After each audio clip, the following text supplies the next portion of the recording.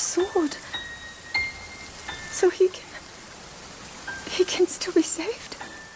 The Master Sword is iconic, synonymous with the Zelda name. It's unique, the only one of its kind in the world, and that's what I'm going to be talking about today.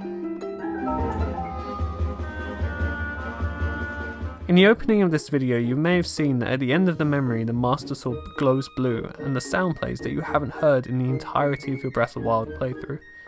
After Link fell in battle, Princess Zelda carried the Master Sword to its pedestal in Korok Forest, under the watchful gaze of the Great Deku Tree, where Zelda knew Link would find it after he awakens from his slumber of restoration.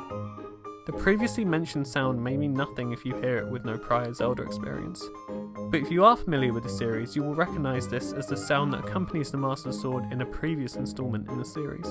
Skyward Sword, the game that kicks off the Zelda timeline, housing the first Link, Zelda, and the first Master Sword, although the Master Sword didn't start out looking like its recognisable design. In most Zelda games you will find many swords on your way to obtaining the Master Sword, and Skyward Sword is no exception. However, you are granted the Master Sword significantly earlier, within the first few hours of playing in fact, except technically it's not the Master Sword, it's the Goddess Sword. However, this sword is later progressed into the Master Sword. An accompanying sword is Fi.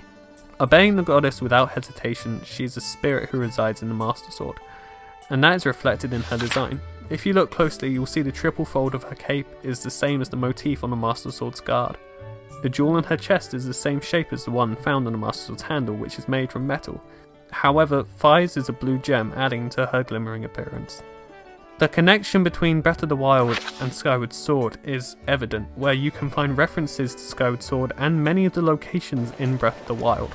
So looking a bit deeper into the Master Sword, you'll see the similarities between Skyward Sword's Skyward Strike and Breath of the Wild's Master Sword beam function. And of course, in Skyward Sword, the sounds we hear sound exceedingly similar to how they sound in Breath of the Wild. Also, in the same memory, Zelda speaks to the Master Sword, which could be because of her own connection to it, or my own theory is that after awakening her power, proving she is pure of heart, that's the very reason why Fi talks to her. We know from Skyward Sword that Fi can sense Link's health when it's low, so when she saw Zelda having to make a life or death decision about Link, knowing what she knows about his current state, she steps in and talks to Zelda. It's well established that it's the same Master Sword throughout the timeline, starting with Skyward Sword right through to the most recent edition, Tears of the Kingdom. So at the beginning of the timeline we meet Fi for the first time. And although the subject is a bit foggy, we can assume that there were tens of thousands of years between then and when we see the next mention of Fi in Breath of the Wild. Meaning Fi was either asleep within the Master Sword the whole time, or she was biding her time waiting for the moment she could be the most help to the incarnation of Link or Zelda she deemed the most important. There are certain moments in Tears of the Kingdom where you can hear Fi's theme and even see the same blue glow appear briefly. And in that moment, Zelda talks to the Master Sword and or Fi about Link once again. The Master Sword. During Skyward Sword, in one of Fi's first moments, she takes Link as her master, and I believe she can see all the incarnations of Link are the same pure-hearted person. And although she has the strongest connection with the Link found in Skyward Sword, as the spirit of the Master Sword, it all makes sense that she would have the same connection to all Links, which makes me think she still considers all the Links her master and continues to serve him, Zelda, and, of course, the goddess Hylia. I've always liked Fi, so when I eventually found all the memories in Breath of the Wild, I was excited to see even a small reference to her. Even the ones in Tears of the Kingdom 6 years later still got me intrigued as to the potential of a reappearance of Fi in future Zelda games that are still to come.